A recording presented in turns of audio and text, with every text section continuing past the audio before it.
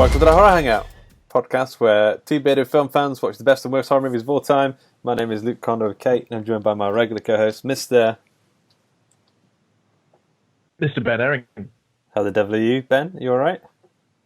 I'm alright, mate. How are you? Not too bad. And we're also joined by a spectacular human being, a Mr.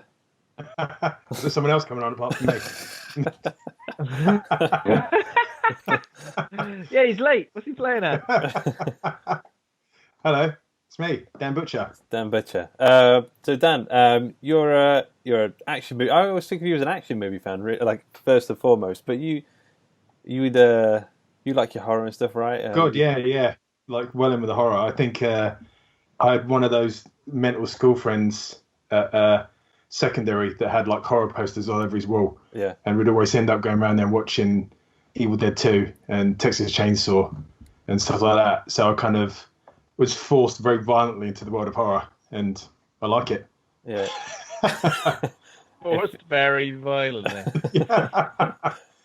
It's like you get like a pizza after going like, go on. Would you count this film we're going to talk about today as a horror film? Because I've read a lot of people describing it, just as a science fiction action film. Horror tends to be like the last genre description they add to this. Would you consider it horror? I don't know. There's certain horror elements. I kind of feel like... But, I feel like because it's John Carpenter, it almost makes it horror straight up. But then again, he's done obviously films that aren't horror at all. Escape from New York and the Dark like. Star. The awful Escape from LA. Oh, yeah, of course. Escape from LA, yeah. Yeah, I mean, it's kind of more of a science fiction film, but like, I think it was kind of working in his heavy kind of political commentary that he wanted to get over at the time. But I guess we can get over. Have we ever mentioned the film yet? Well, they've clicked on the link, haven't they? Oh, so you'll know. You've done what? Clicked on a link, have you? Oh, now you're in for it. Yeah. Well, I mean, before we get into all that anyway, we normally like to bring up the news, the horror news. Have we got anything, Ben? Yeah, okay. So, I don't know if you've seen, a lot of people have been connected to this apparent Scream 5 movie that's coming soon. Apparently, David Arquette signed on. I've heard Matthew Lillard apparently is circling it. Ain't got much on. Neve Campbell apparently is interested in it as well. Have you heard about this? Apparently, it's going to be directed by the guys who directed Ready or Not. Okay. Yeah, Radio Silence, they're called. They call themselves Radio Silence for some reason. It's like a band name. Yeah. Radio and Silence. Didn't Matthew Lillard's character die in Scream? Well, yeah, I guess. Yeah. He kind of got stabbed a few times. It was implied that he died. But with Scream, I kind of feel like they're pretty open with that. You just come back as his twin. Yeah. You know what's going to happen, though? There's going to be videos that have been left. Videos that have left behind saying, right, I'm a serial killer, and if this is 20 years later, then play this video, and I'll tell you how to deal with the next guy. Do we feel like we should just leave this alone? Because obviously we've had a TV show of Scream as well. Do you feel like maybe it's the problem? The problem is they're going to Riverdale it. I bet you they're going to Riverdale it. Yeah. I just don't. A lot of people do like that whole vibe, but I just can't get on with it. It grates against me. Yeah, my wife was kind of really into Riverdale, and then it kind of kept on jacking up. And I was like, she can take trash up to a point. Yeah. But it just went, and it was like, done. I kind of watch it. My fiance watches it all the way through, and I look over every few episodes or so. And it started out with like some high school drama, and then there was a serial killer, and then there was like a demon goblin king, and then what's his name became a boxing coach, Archie. I was like, what's happening? What's happening? It sounds great. Yeah. It sounds great. Did you guys see any of the Scream TV show? I think I tried to watch the first episode, but I didn't give it a proper go. I think we watched the first series, and then the second series just wasn't really doing it for us, and we kind of bugged out. But it was fun enough, the first series. Kind of unchallenging TV. Yeah. Yeah. Did you guys watch that one? See it? No. It was essentially like a group of kind of friends, and then like the ghost face killer started going around attacking people, and it was like a whodunit, essentially. and there's lots of grisly murders and the Riverdale kind of thing, Yeah. lots of sex, violence, that kind of stuff. Yeah. I think Scream... It sounds like something that would translate well into TV show form. Yeah. Like, Yeah. yeah. It did okay. Go on, Luke. Yeah. Well, I was going to say, I feel like it's kind of ripe for... Because I feel like slashers are on the way back. Halloween did really well. And Scream, the first Scream, the reason it worked so well is because it's so meta and so, like, it talks about the genre. It'd be interesting to see if they could capture that again in Scream 5. I think they tried to do that in Scream 4, but I barely remember that at all. No, I thought it wasn't too bad, and then we watched it relatively recently. I was like, kind of take or leave that one. It wasn't great, but there's so much you can do with horror, and it's kind of you put on, like, we searched through Netflix trying to find a horror title, and you put something on, and in 20 minutes you've kind of worked out what's going to happen in your house. Right, it's going to be this, and invariably always is. And it's like, why not just someone like the person we're going to talk to you tonight, John Carpenter, use a tiny little budget but do something really imaginative and something a bit out there. But I feel like with Netflix, you could almost tell. It sounds really, really narrow-minded, but you can almost tell what a film's going to be like just from the title, because I think there's like a group of particular titles for horror films that like certain ones I can really just know exactly what you're going to expect. Things that say things like "Before I Wake," and I don't even know if that's one, but just something like that. That's three words I've just stuck together. Before I wake, don't wake up. He woke up tonight. It was like, there's all this shit. I was just saying that all horror titles are just like, they're really, really similar. A lot of stuff on Netflix, anyway. Yeah, you're right. There are a few gems on there, a few good ones on there, definitely. I always get knocked off with bloody Amazon Prime. You see a classic on there, and you go, right, let's watch Critters. Yeah. And you price it up. Rent £5. Yeah, the problem with the Amazon, like the Amazon store page as well, like they'll have really good stuff, but it would be like 5 pages deep behind a load of shit. So you're never going to go that deep because you're going to see that shit. You feel like it's only going to get worse from here. There's no way I'm venturing past page 2. But there's some good stuff. Sometimes you go on and this snake could come up and you're like, well, why is that not fucking right near the front? Yeah, exactly. That's like a gem. But that whole Amazon Prime UI is trash. It's awful. Who else are we going to go after? For some of the classics, I tend to rent on YouTube. Okay. It's only a few quid like here and there. If I really can't find it, if it's nowhere on Netflix, nowhere on Amazon Prime, Now TV, any of that stuff, a lot of the classics are on YouTube, and it's only like $2.99 for a HD 48-hour rental. That's all right. So £2.50. I mean, like, how do you guys feel about the whole £20 for a cinema rental? For me, I'm not sure about that, but I haven't done it. I think Ben's done it. Have you? One of the reasons I like going to the cinemas, because like as often as I do or did, was because it's like a fiver. Like it's a view and it's £5. I feel like I wouldn't go as much if it was like even a tenner. So the fact that it's £20, it's like, oh Jesus Christ. But like, I'm willing to help. You got a room full of 10 people, £20's nothing. If there's you watching on your own, that's quite a hit. If you charge some people to come over, now we're in business. Literally. You we have to. Want to come in and watch Invisible Man? Yeah. £5 each. £5. Social distancing. Social distancing. No, it's just a video of your living room. No, the Invisible Man's in there. He's in there. He's in there. Watch that mug. It'll move in a minute. Any other news, Ben? So I spotted this. So apparently Mike Flanagan is going to revisit Stephen King's The Stand for an upcoming limited podcast series. A 6-episode limited podcast series. And apparently it's just discussing it. It's not going to be like a version of The Stand, which I kind of read that as. And I just started reading it then and realised it was just discussing it. It's not quite as interesting, is it? They're going to do The Stand. Are they? You got a brand new version of The Stand. Just talking about it. Yeah, great. Weren't they going to do a new series of that? The Stand. Yeah. I remember hearing it was going to be a series, and then it was going to be like possibly a Netflix thing. But let's see where it's at currently. So apparently in January 2019 it was announced that there was going to be a series, and they've got there's a full cast here. Okay. Release date to be announced. But I mean, this would be the perfect time. Yeah. Perfect time to release it during the coronavirus. Yeah, exactly. If you can't get people to watch a TV show now, you're fucking done for.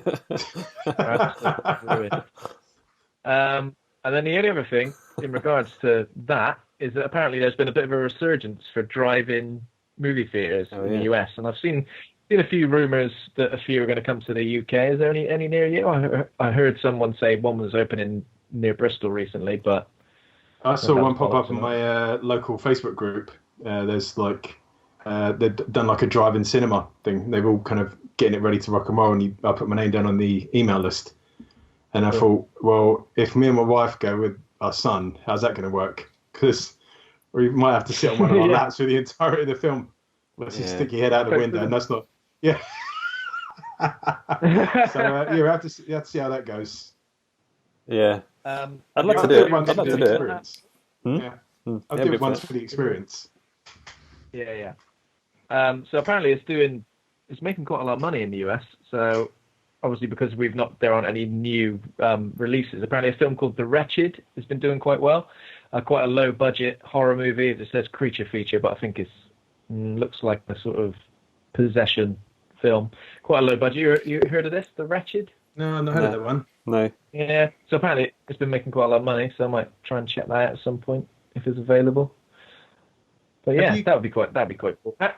How much are we willing to spend to pay? Sorry, for drive-in theaters though. How much are they generally?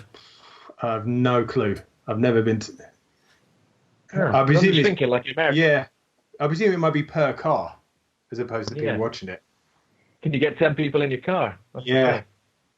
Give it a also, go. where would you do it? In a car park? Where do they? Well, I guess this one must be like a film, like a field, and they bang up a screen or something. I don't know. Yeah, I'd be up for it. It'd be interesting. Yeah, it'd be pretty cool to check it out. So that's all I've got down for the news. Really, I think we're a bit thin on the ground, but yeah. Anything else? Was that anything else anyone's noticed recently? No. Not horror-wise. Nothing else out there, mate. Nothing else going on. What have you guys been watching? Look around the streets for the general horror unfolding. screaming at the window. Yeah. I think the apocalypse would be a lot more entertaining, to be honest. Yeah, it's a bit like it just whimpering out, sort of. There's no explosions, just sort of the shop's closed, and we just have to eat slower. I think it's just the people out there just going, I've had enough now. Yeah, that's what people are out there. That's the attitude people have got there, which is just like pandemic, apocalypse, turn it in, had enough, come on. It's a bit boring. 2 meters, 2 centimeters. It's like snow. After the first couple of days, you're like, I've got enough of this. Let's fucking get rid of it. Let's go back to work. First day, it's so magical. It's beautiful. Third day, fucking clearing off your windscreen and fucking shit. Yeah. What have you guys been watching anything exciting? Go on, Dan. Have you got We've finished watching Better Call Saul, which is fantastic, and we've started rewatching Breaking Bad from the start. So interesting. Forget how great that TV series is. It's really good. Still holds up. So much stuff. Yeah, it still holds up. I can't because it's set in a time period. It doesn't date that much. Like it was set in the 90s. Yeah. So when we watch it now and they've got like the old cell phones, it because it was set in that period, it's okay. It works fine. Been really enjoying it. I think we're like halfway through season 2. There's so much stuff. I go, oh God, I bloody can't remember what happens here. And it's a good watch. I think I'm going to revisit. I saw someone online had made like a supercut, like a 2-hour film version of the entire series. It kind of snipped all the bits up. Oh, okay. Took loads out, and then sped it up 200 times, and it worked. Bloody hell! Can't even see what's happening. Did you see? Did you see that El Camino, the sequel film thing? It's a shame that the actor couldn't drop a little weight because he was supposed to be like being held in a cell for like over a year or something, and he came out like I'm not fat shaming or nothing, but like if this He fucking loves bread. He This- loves bread. the I love Stanislavski baguette. method, I you love- know what I mean? Just get into it a little bit. But yeah, it's all right. I think it's one of those things. Yeah. It was fine for what it was, but it was kind of if it didn't exist, Yeah. there would be no loss. Yeah, I was a little bit disappointed, but Yeah. to be expected. Have you guys seen? I think it's like an action horror film called Dead Meat. It's like when rings a a bell. cop comes back as a zombie. Wait, how? What year is this? What era? I think 1980s. Oh, don't think so then. It might be Dead Heat. Because one of those films I've seen for years but never watched it. I always read about it. There's a sequence of him and the bad guy just absolutely blasting each other up with guns because they're undead. They're not feeling Oh, it. right. It's on good. Amazon. It's on Amazon, so like you it's can good. watch it. What, page 1? It looks like it's called Dead Heat, and Dead just Heat. from seeing, I've definitely not seen it, but just from seeing some screenshots, holy shit! Whoa! Yeah, Yeah, this looks. I have to watch This that. looks pretty mad. So the clips I've seen with him, the bad guy and the good guy, kind of zombies shooting each other up with absolutely no effect, like unloading. Oh my god, Uzis. it's Treat Williams, who we Ah, saw yeah. on this podcast, Deep Deep Rising. Rising. Deep Rising. Yeah. That's got the Wow, most this 90s selection screen on the DVD because we fired that up the other week. Yeah. Oh wait, yeah, I saw that. That was insane. That was like a PowerPoint, wasn't it? Yeah. Just like. Yeah. Amazing. Anything else, Dan? Have you seen anything else other than that? No, I struggle to think of kind of a decent horror. We did watch The Hunt, but I'm not sure if that's really classed as a horror film. That was fun enough. Yeah, I think That was so. fun. It's got some. We did it on this show. I think. like the lead. Did we? I can't remember if we did. I don't think we did. No, I do like the lead actress. Yeah. Betty Gilpin. I really like. Yeah, she's in Glow, and I've seen her as the lead in a few other things. I think she's a bit of a strange character in The Hunt. I found. Yeah. But it was all right, wasn't it? It was sort of like that battle royale. I It's enjoyed kind it. of style. I quite enjoyed it. I thought it was quite surprising. I don't know. I just thought it was maybe the kind of movie I wanted to watch at that particular point in time. That's the last film I saw in the cinema. It was the same for you, Luke. Maybe really? me too. Yeah. Ours was Invisible Man. Oh, That's a good one to end on. Oh Yeah. man, Invisible Man was a good film. Great Yeah. film. to end on. That's it, man. Feels that That'll way. be the story you We're tell gonna me. reopen the cinemas. Nope. No. Yeah. My last one was a They good one. Let's show leave it at that. films. Yeah. Yeah. It was to go in these The big picture rooms house. to sit down and look at the big screen. That sounds really weird, What? Dad. Yeah, it's true. What? That's weird. Imagine your phone, but People would sit behind you. really Yeah. close to your face. People would sit behind you, less than 2 meters behind your head, slinging popcorn all over the place. Yeah. Yeah, good times. Good, Good great, old great days. memories. Yeah. Good old days. Okay, I'll jump in with one.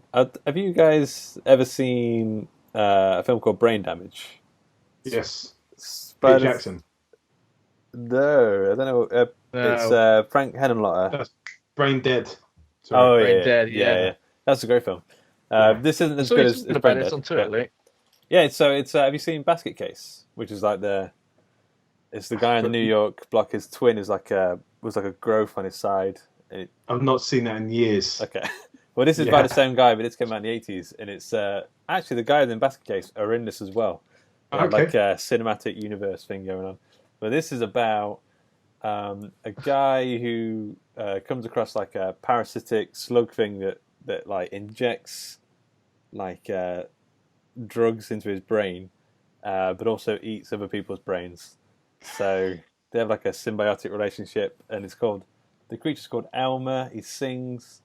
He's got like a really sweet voice.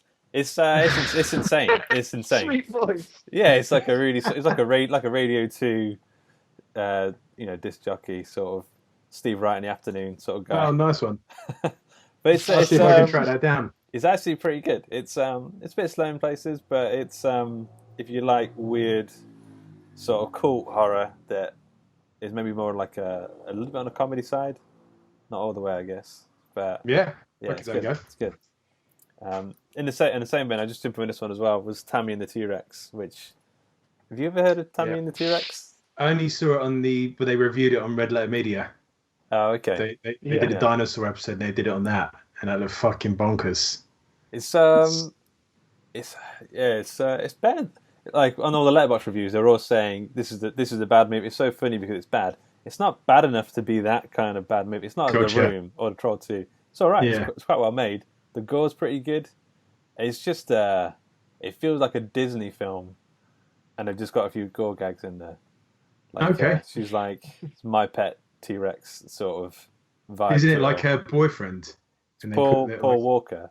Yeah. Paul Walker.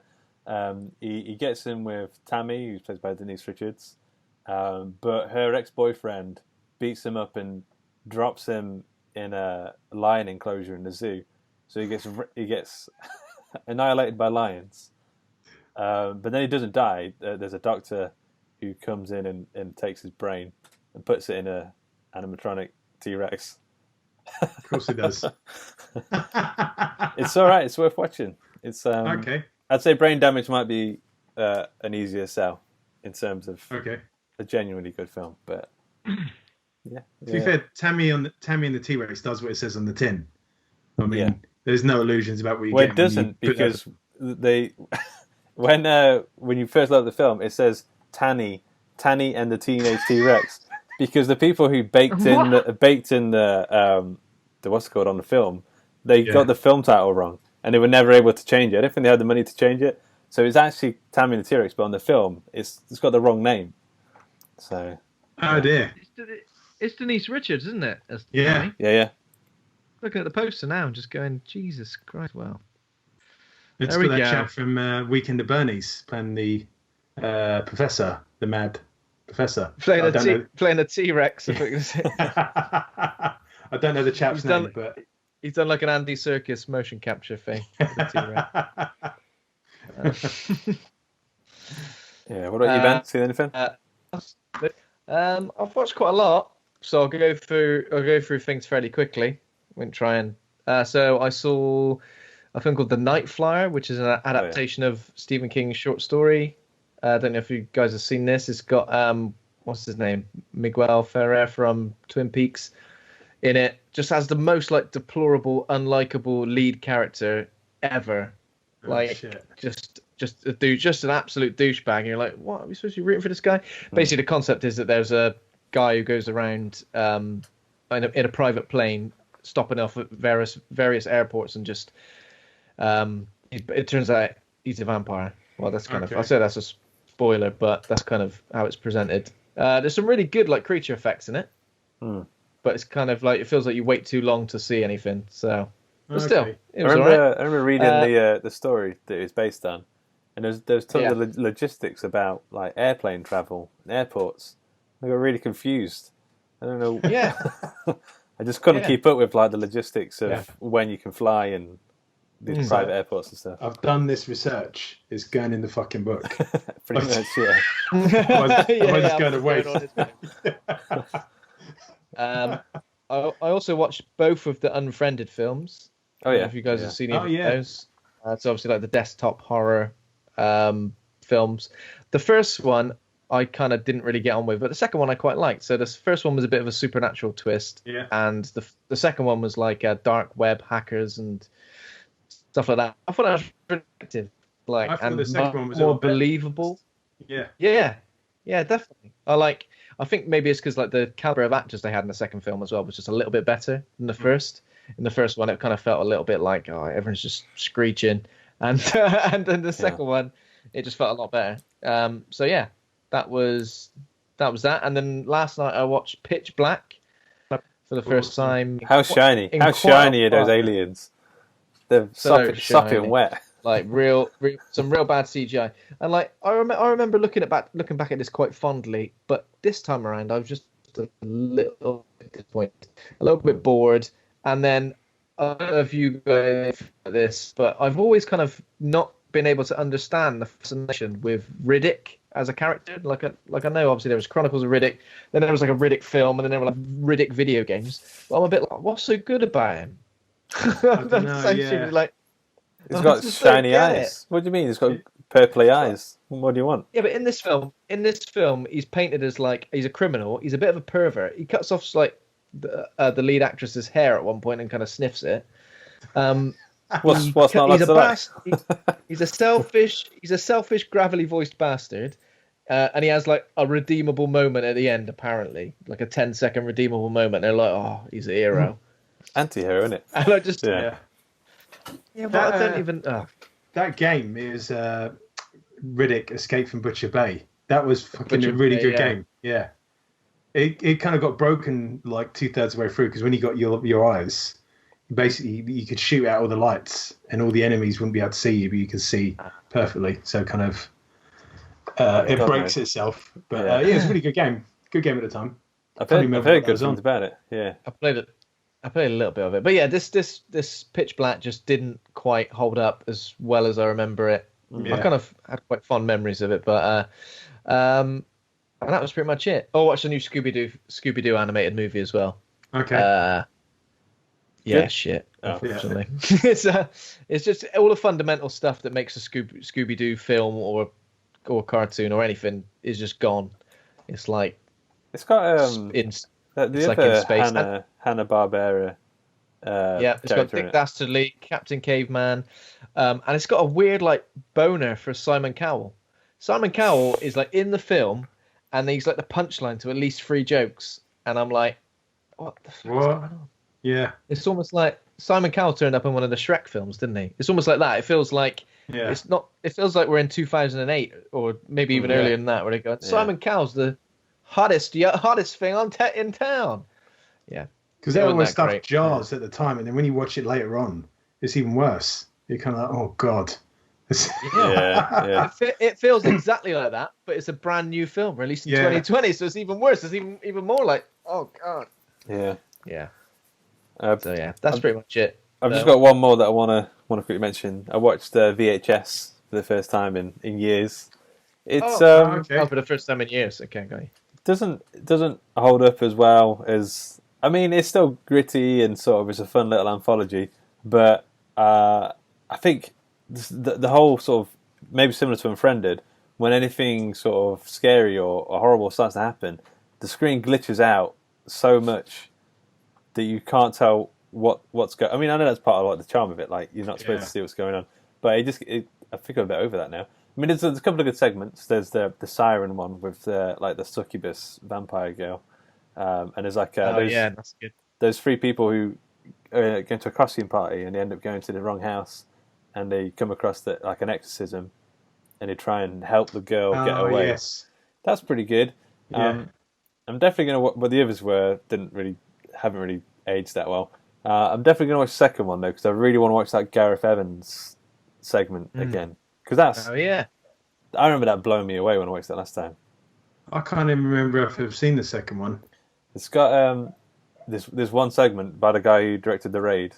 There's like a full-on sort of visceral, blistering 10-minute segment. I remember being amazing. Okay. So I want to check it out again for sure.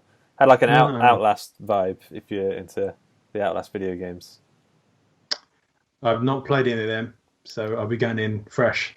Cool. I'll check that out. I'm sure that's on one of the streaming services. Yeah, just fast forward to the good ones.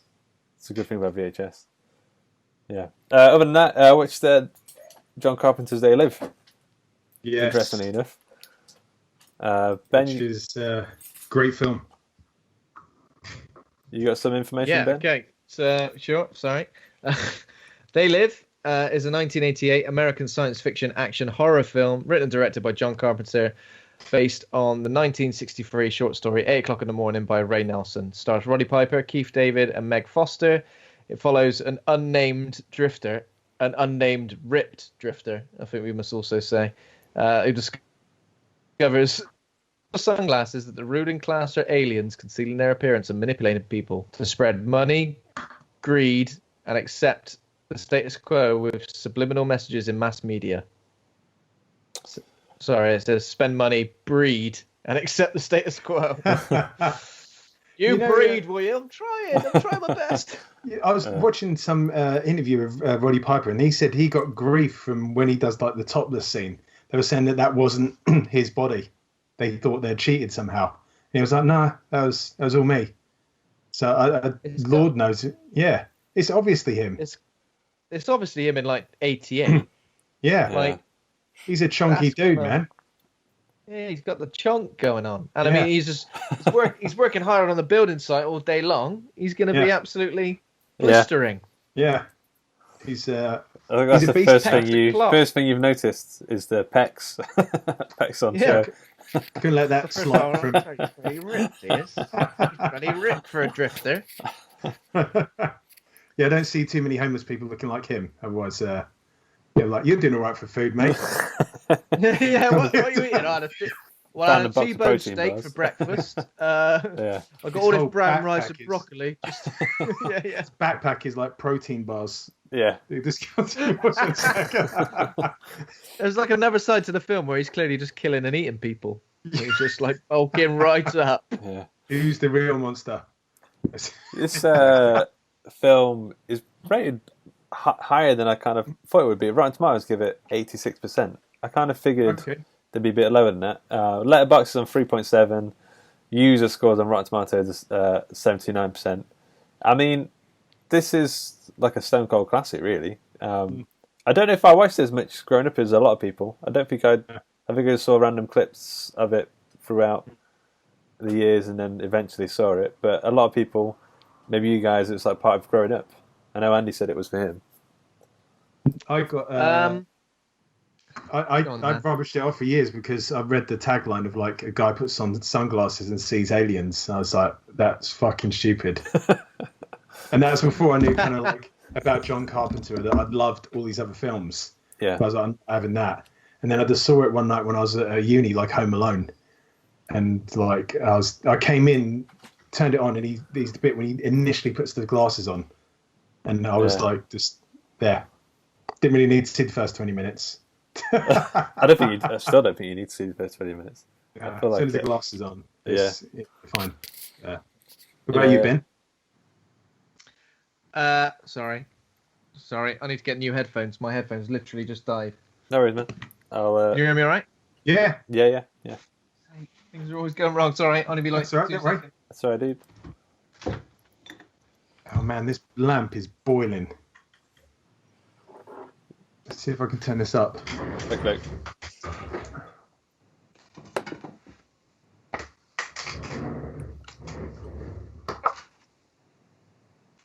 Yeah, man, I need to. I was going to listen to your podcasts about martial law, but I was like, you know what, I need to read the fucking thing first because it's been on my to-read list for ages. But there's a lot to it. I started going back through it, and I was like, fucking hell, there's a lot here. It's frustrating that Pat Mills can put so much into a comic and it stand the test of times. And there's so many themes that he sort of touches on and he explores it well enough. And you think, oh man, he's fucking good. It's frustrating. Yeah. And a lot of stuff like you'll see, like The Boys is basically taken so heavily from it. There's so many like comics and films and TV shows that have taken from martial law. Yeah. And there's not been due diligence to sort of say how good it is. Yeah. I'd like to know what you think because, yeah, man. Have a read, see what you say. I've heard it's pretty insane. Can you hear us, Ben? Yeah. Sorry. Those headphones have held a charge for about 2 months. That's all right. I know. It's been pretty good. Yeah, sorry. We're just saying. So I'm up. That's 33-minute mark. For me to cut out. Okay. But you were just saying about when you watched They Live. Yeah. Okay. So They Live. I was quite late to this one, so I think like loads more John Carpenter stuff I'd kind of seen repeatedly before I even got around to this one. So I reckon maybe like early 20s at some point was the first time I saw it, and I never kind of held it in as high regard as other John Carpenter films. Mm-hmm. And I think I revisited it again like several years ago, and I kind of still feel the same. Like I still wouldn't quite hold it up there as like John Carpenter's best. Mm. But it's definitely got a certain something about it, which I think you can see recreated in a lot of sci-fi that kind of followed. He seems to have managed to capture something really interesting and really sort of iconic. Whether or not the rest of the film sort of matches up or it meets that level, it might not be the case. But just those moments where he first puts on sunglasses that obey symbols on the posters and the magazines and the people reading the news, it really does capture your attention. But yeah, I didn't see this for a long time. I didn't see this for years. And my dad used to. What's the saying when he I'm committed to chew bubblegum and kick ass. Yes. Yeah. My dad used to say that to me all the time. I've never seen the film. What the fuck are you talking about? Well, pointing at an assault rifle at you. In the bank. Dad, put that away. I came across that line in bloody Duke Nukem first. Yeah. Because they copied it and used it in that. And I was like, oh, why did they use that from Duke Nukem? And then obviously years later I realised that it was the other way around. Which Duke Nukem was that? I can't remember. It's one of the ones old school PC. Okay. And he comes out with that line. You're like, oh, okay, that's a good line. And then now I know where he got it from. I used to love Duke Nukem. I need to play that again. Yeah, that's a good one. It's recreated in a lot of stuff, and it's recreated in the IT crowd with Moss when he said, I've come here to drink milk and kick ass. And all that milk. I'll tell you, one of the things about this film is that it's kind of like a wish fulfillment in a way. I always feel like if, say, like all the shit that's going on in the world, and then you realise it was something as simple as this, like aliens have taken over. All you got to do is put on these glasses, and you can see all the problems. Yeah, it's kind of like, of course. It's just that. Like he does it in the film. He says, "Oh, I knew it'd be something like this." How is that a feeling? It'd be great if it was. Yeah, because then you'd be like, "Oh, the reason my fucking boss is being an arsehole is because he's a fucking alien." But like, it's not then you that think simple. he was, and you come put the glass on, and you go, "Oh yeah, actually, he's just a normal guy." He's just an arsehole. we still like. Bash him in anyway. There's the whole like David Icke thing, and they're like the lizard people theory and stuff.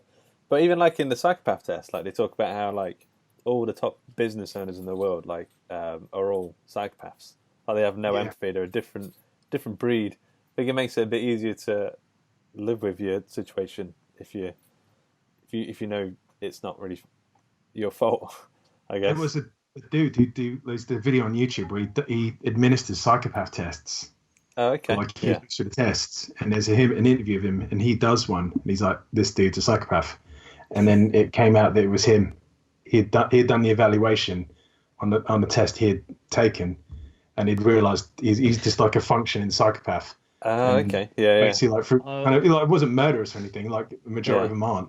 But it was just like in social situations, he was just like, If it didn't relate to him, he was just not interested, and I was like, fucking hell, okay. But yes, is that. I read I was a psychopath all along.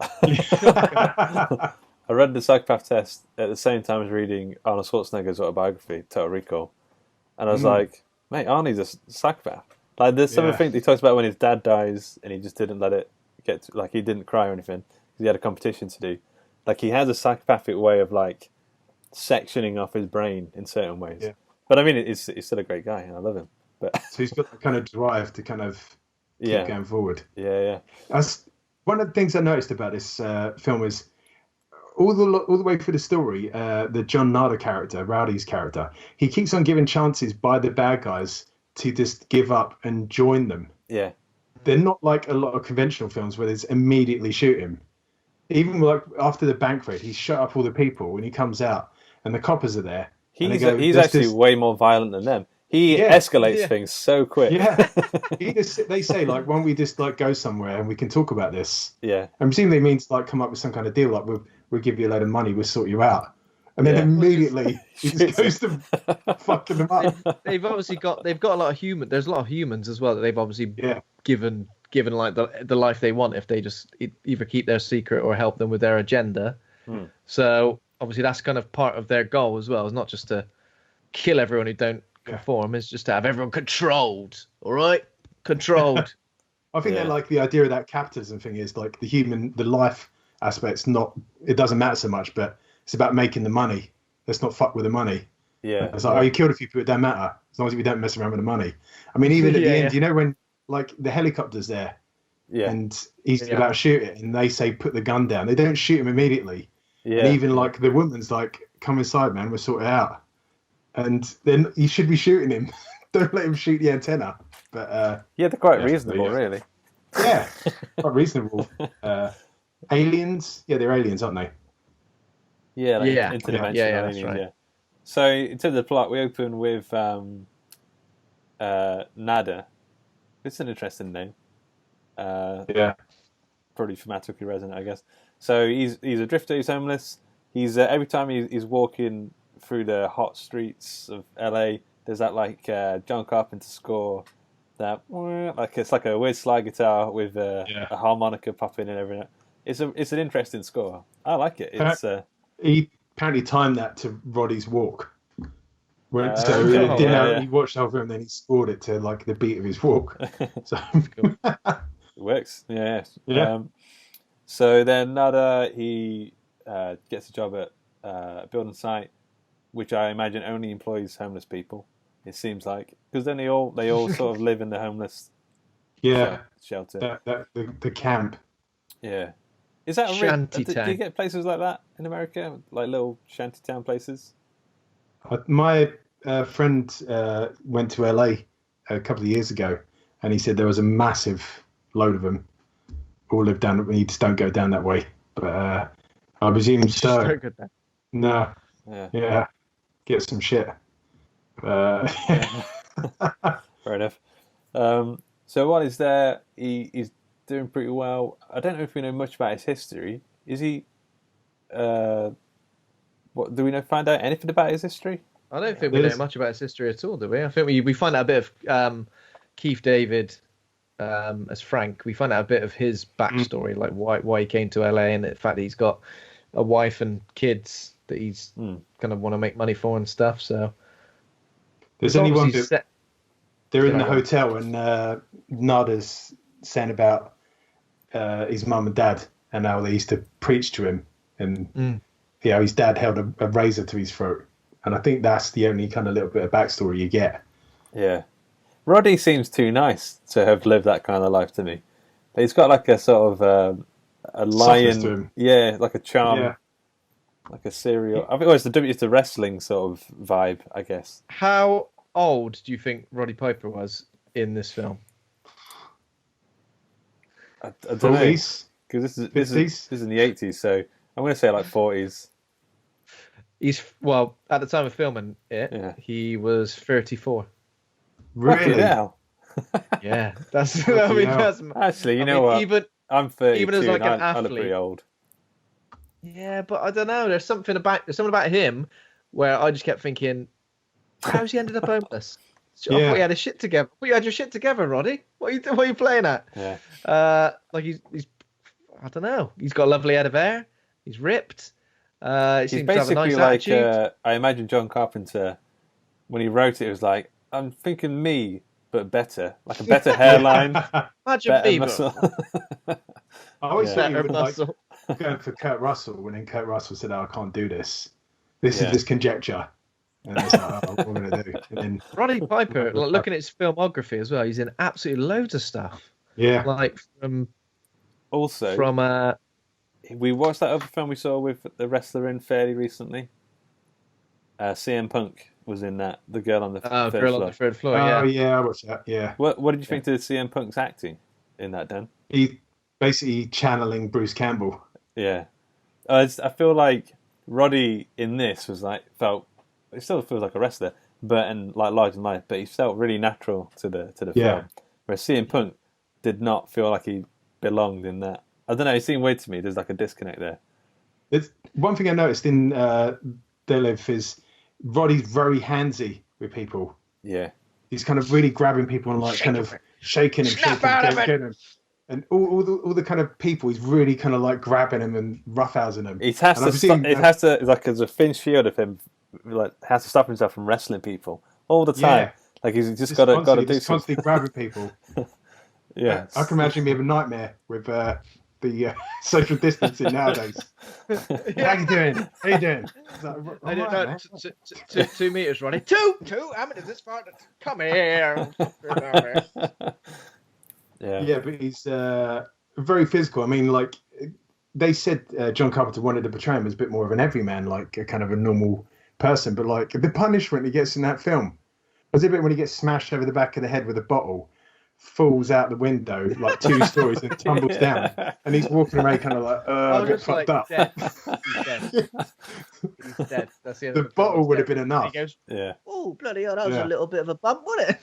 But after that massive fight, basically they're in the hotel room, aren't they? Like just taking drink and bandaging themselves up, just like mashed up, which I quite liked. Yeah. That's good though. I like the fact that their relationship, his relationship with Frank as well. They can have a big dust up like that, and then they can go, "Oh, actually, sorry." Yeah. We're on the same wavelength now. I'm glad to hear it. There's a bit because obviously there's 2 blokes, and he starts saying, "Now, where the fuck do they come from?" And he goes, "Well, they ain't from Cleveland." And he starts going off with him. And he's like, "Well, when you get a fucking plan, you tell me." I ain't got no idea. And that'd be all of us. You're like, I don't know. Yeah. So in the homeless camp as well, there's the resistance.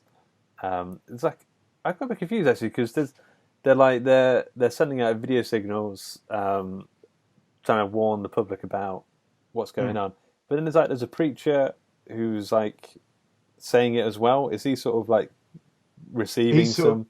Well, he's part of it, isn't he? He's kind of like quoting verses of the Bible that are kind of an allegory to the fact that what's going on around you isn't right, and you're being treated as slaves. And so through the Bible verses, I presume he's trying to get on. I always found like being you guys do graphic design and you know about communication, having like an overweight man fully bearded right up in front of the camera talking to some random nonsense about just like YouTube. Yeah. It's not the best way to sell the message. You kind of see it when a lot of people in the shantytown are just trying to watch TV, and as soon as he turns out, they're like, this old shit again, for God's sake. I think there's that one turn it off. There's just that guy licking his nuts again. Oh, yeah. It's just that arsehole licking his nuts again. Lovely turn of phrase. I can't remember what happened. So the police, like the government, storm the homeless kit site because obviously the resistance fighters there. Roddy gets the box of sunglasses. Why does he get? Oh, he thinks they've got something of value or something. And he's like, I'm going to get me a piece of that, maybe. Or The night before the cops like storm the shantytown thing, he follows that street preacher guy like into the church, and he finds that that's obviously where the resistance as such have been meeting, and they've been playing out. What were they playing out? Like choir? Is it a choir or something? Choir singing. They're playing that out. Just not have it on the music. If you've got constant choir music going all the time, the same song. Choirs, there's ain't moving. This is an empty church. He wouldn't even blink an eye. No one's breathing between notes. There's just. I don't see anyone going in and out. It's just continual singing. So that's not right. But like, it's one thing when that camp gets raided, he's kind of walking around like in a daze. The character, I feel like, because he kind of believes in like this kind of American dream of the police and the government are right. If you do a hard day's work, you get given what you're due. And when all this shit's going on, he's just kind of like walking around like, what the fuck is going on? And he only kind of snaps in when he sees that one kid, like all the resistance fighters are getting fucked up by the police, even the blind preacher. And he sees that one kid, then he sort of like snaps in and starts trying to help him out. But it's a good scene. Yeah. So he gets the box of sunglasses, hides in an alleyway, I think, and then he tries on a pair of sunglasses. Why does he try them on? Just it's a warm day, sun's out. Why not? If I found a box of Ray-Bans, I'd be going straight on eBay. Yeah. Got a load of Ray-Bans here. Ray-Bans, yeah. They look like VR glasses, like 3D glasses, not like the red and not the paper ones, but the sort of the modern 3D glasses. Yeah. They're pretty cool. I think some people could pull them off. I don't think I could. But thanks. So then, keep it real, for you, mate, not for you. They're called Hoffman lenses, and I think they're named after the doctor who discovered LSD. So it's like about sort of seeing the real world or something. But yeah, that's cool. That's interesting. So there's the iconic scene when he puts on sunglasses, sees the aliens. The aliens look like, I don't know, I mean, it's kind of skinless creatures with like butthole eyes. Yeah, they got like kind of like shiny egg eyes that kind of come out of their face. They're horrible. You get some egg eyes. Their face that's like Christmas lights, like some Christmas lights sticking out the face. Yeah, they got like no lips, so I don't know how they would talk. They seem to talk perfectly. They're like, I don't know, like surely if someone was feeling that, like, because I don't know how the system works. It doesn't. Yeah, because at the end it's like a pork pie cut in half. Yeah. Like just all this horrible flecked pink spam. Looks a bit spam-like. Yeah. And then they've got these watches, which are like communication devices. You know. Also, when you put the glasses on, that's when you see the little drone things flying around as well. That you didn't see them before. Oh, and there's like things flying. Is it like Zeppelin? Not Zeppelins, but there's some things up in the skies. I can't remember. Yeah, there's definitely that kind of drone that catches him outside the bank, and there's like the speakers on top of the traffic lights sending out the signal, sort of stay asleep and stuff like that. So pretty much like every surface, like billboards, books, you know, stuff in windows, stuff on TV, is all this black and white, no frills, sort of messages which are obey, consume, reproduce, conform, all that sort of stuff. Do you think the aliens see that or not? I can't see it. One of them's like reading a magazine, though. Yeah. So surely, I don't know. My favourite issue? You'd be in the supermarket picking up a box and it'd say obey. And you're like, what the fuck's this? Is this washing powder? Is it food? I don't know. Can we get some small print on these obey boxes? Because I've had enough. Yeah, I can't tell what it is. Yeah. I haven't thought about that. Let's give it a quick sniff. So he's obviously shocked and pretty terrified when he sees the aliens. But then he goes into a supermarket and just causes a load of big old ruckus, doesn't he? Yeah. As Roddy Piper would want to do. Yeah, exactly. So within 5 minutes, he's looked at his sunglasses. I'd be thinking, I'm not feeling too well. Maybe it's me.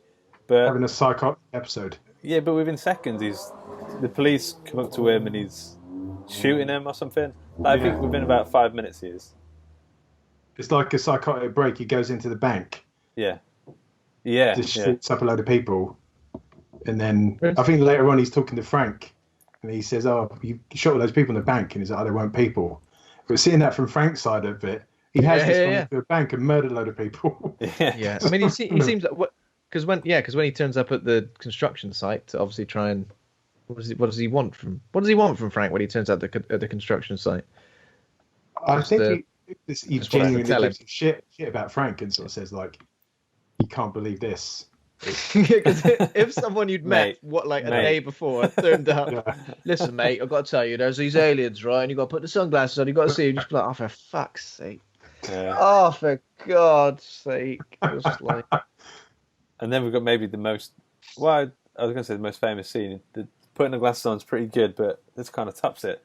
Like a 14-minute wrestling match. Yeah. Trying to put the sunglasses on him. I felt like it was in Roddy Piper's contract where he was like, "There's got to be. I've got to at least do a clothesline, a full Nelson, a German suplex." I think there's actually 3 moves that they said they had to have in the fight sequence. I think the suplex is one of them. I'm not sure about the other ones. Yeah. There's definitely a clothesline. Yeah. Definitely a clothesline.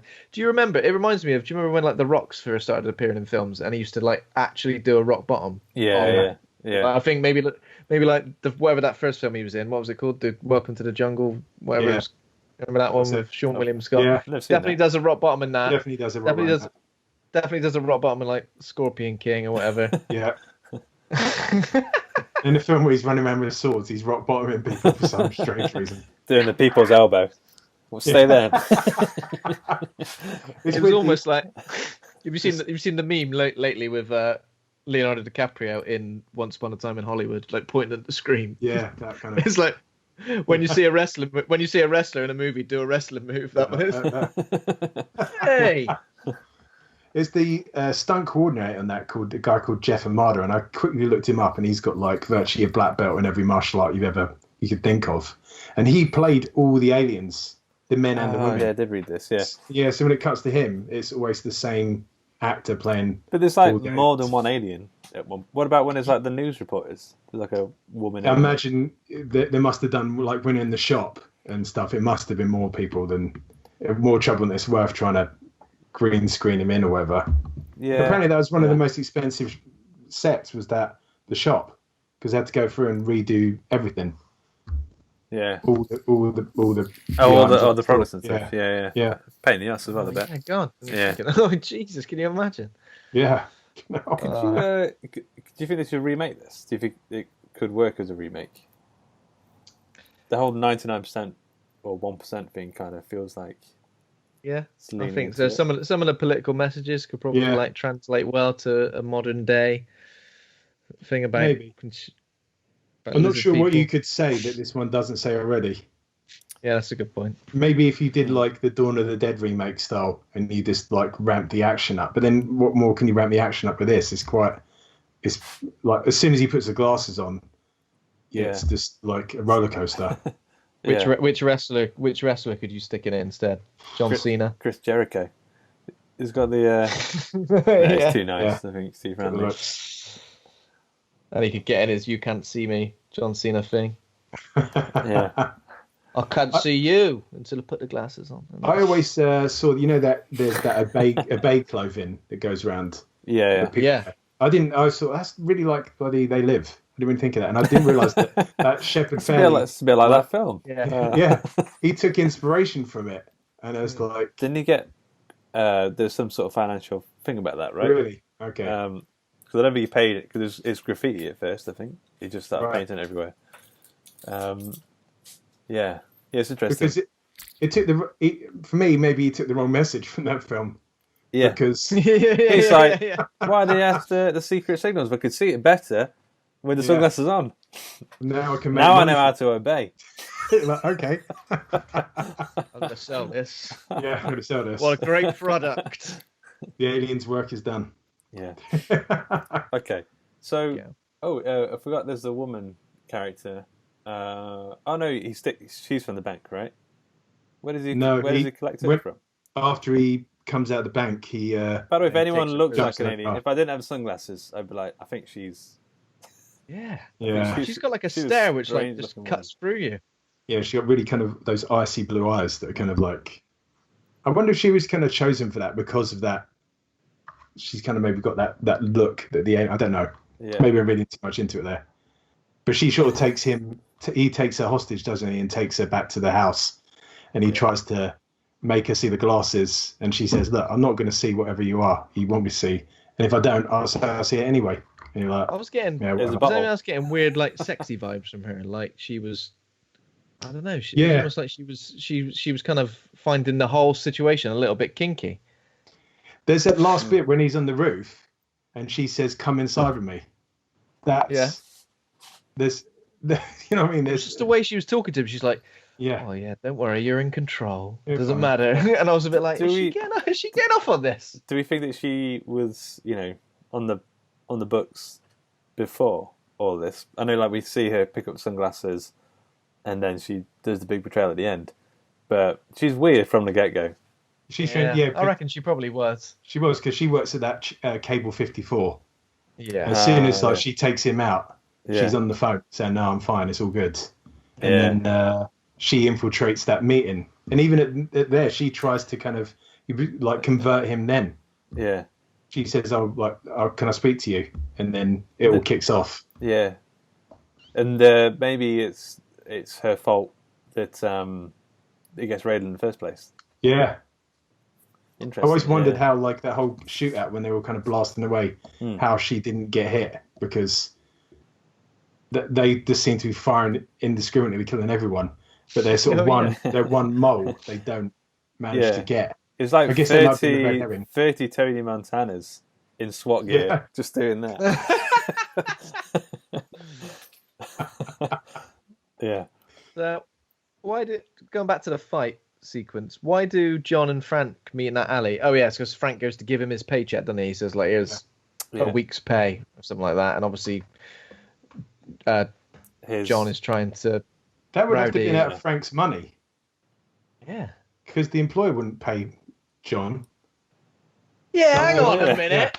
Yeah. Because they would say, "I was going to give that geezer at the shop of the bank. If he got his wages for a couple of days, I'll go drop it off for him. I'll go drop it off to him. Yeah, you're not going to keep these wages for yourself, are you, Frank?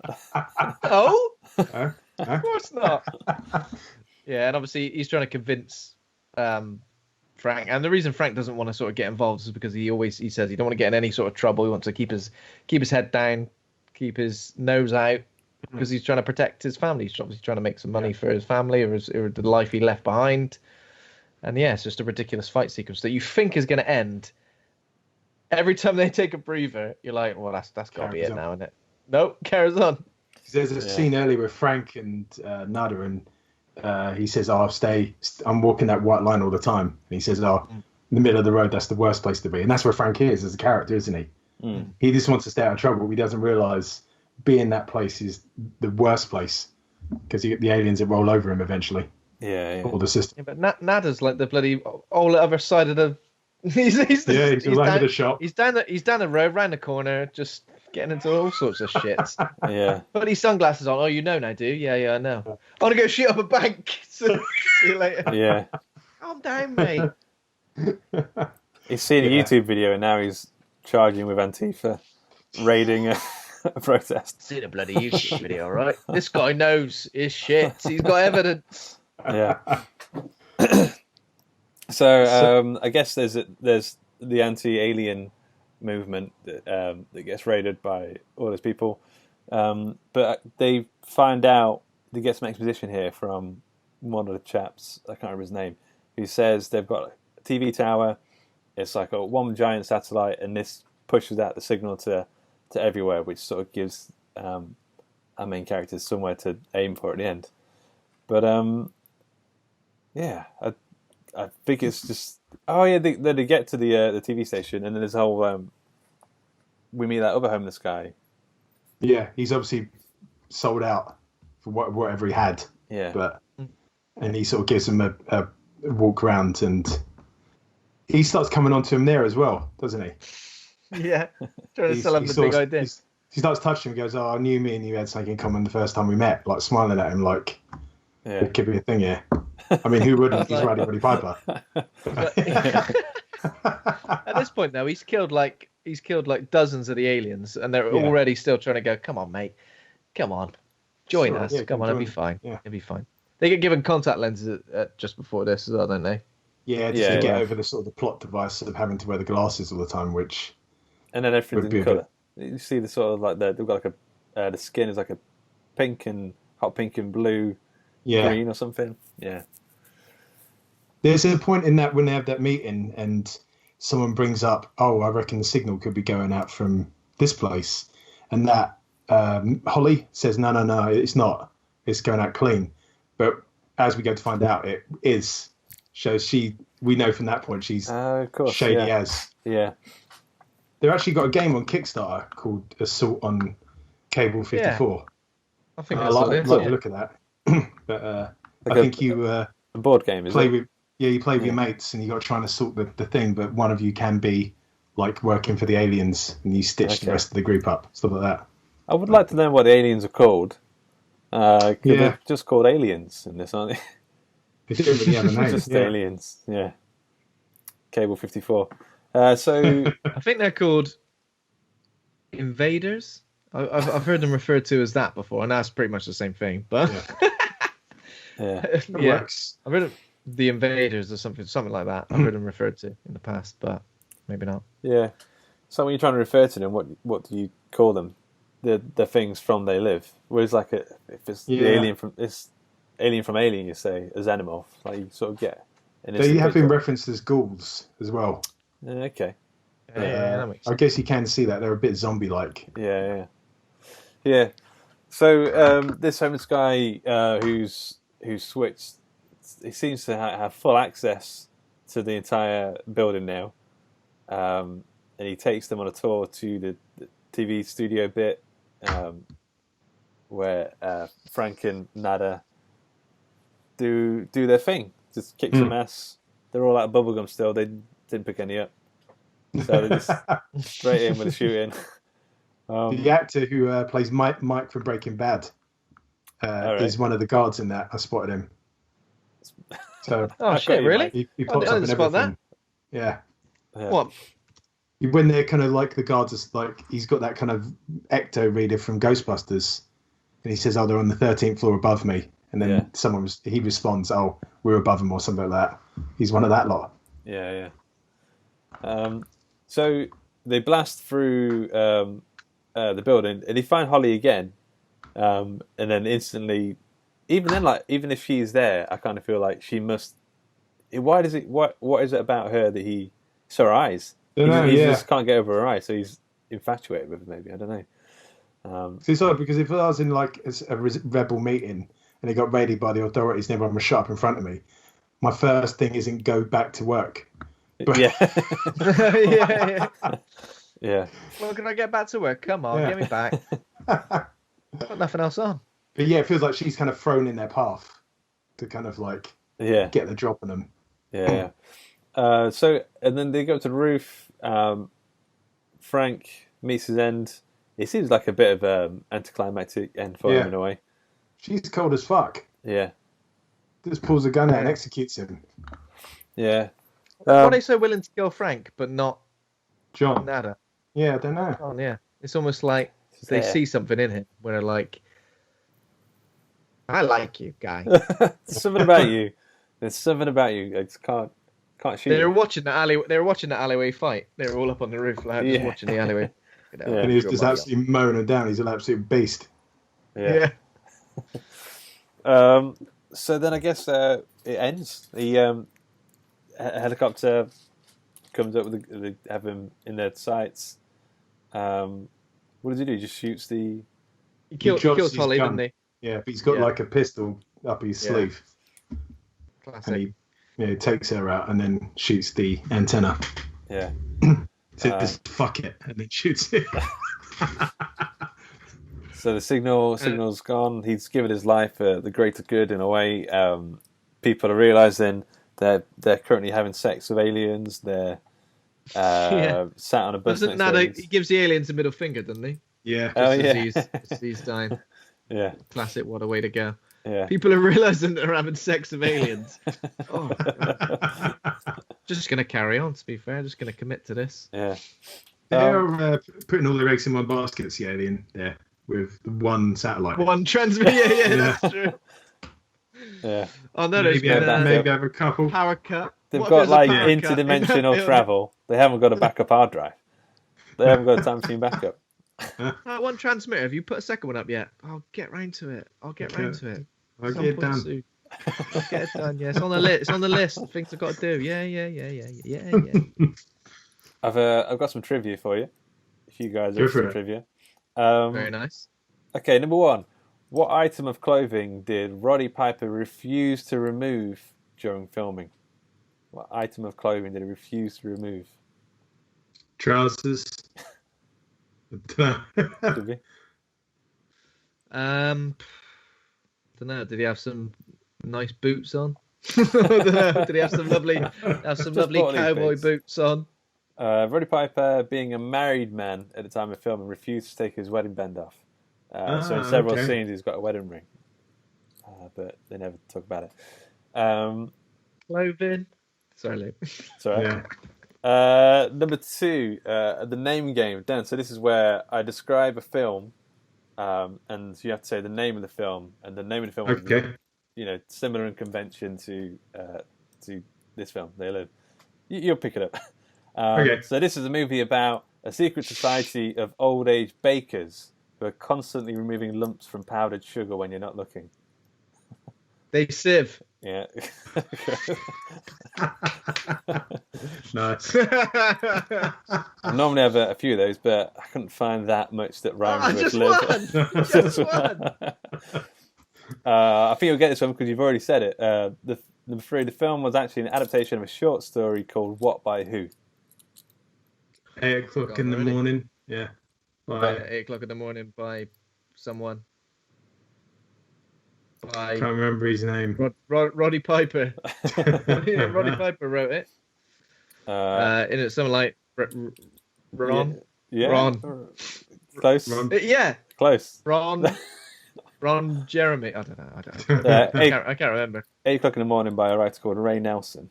I can't say I've read much of his. Okay, so finish the tagline. You see them on the street. You watch them on TV. You might even vote for one this fall. You think they're people just like you. You're wrong. And then there's one more sentence at the end. Dead wrong. You're wrong. Mate, you guys know this film very well. I've got one trivia. Yeah, John Carpenter wrote this film under an alias, Frank Armitage. Where did he get the Armitage name from? I think I've read about this before. Armitage Shanks. The Toilet maker. He loved those toilets, right? When he came to the UK a couple of times, he's like, that's a good name. Love that. Well, he was a big fan of Lovecraft, and one of the characters in Dunwich Horror is Professor Armitage. He got it from there. And obviously he went on to do bloody Mouth of Madness. Of course, yeah. Basically a love letter to Lovecraft, isn't it? Yeah. Sutter Kane. We need to do that on this show, actually. One One more for you. Macho Man, Randy Savage's favourite line in this film is what line? Wait, who?